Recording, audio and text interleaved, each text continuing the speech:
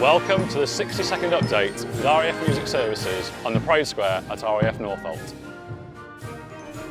RAF Atlas and Globemaster aircraft from RAF Brize Norton have supported exercise swift response in Estonia. Training and testing new capabilities with the British Army and NATO allies on exercises demonstrates how the RAF is ready to defend against threats to our security.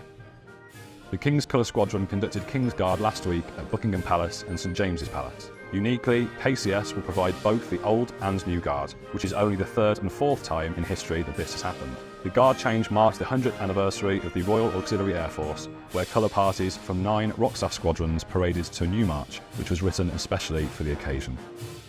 RAF Music Services are privileged to support state ceremonial events like this, as well as performing concerts to raise funds for service charities at international military tattoos and for major sporting events. Music remains an important part of entertaining and inspiring pride in our people and the public, but musicians also support operations. Traditionally, we would have been medical orderlies, but now we deploy in force protection roles, as well as undertaking regular training to enable us to support operations in the specialist field of chemical decontamination.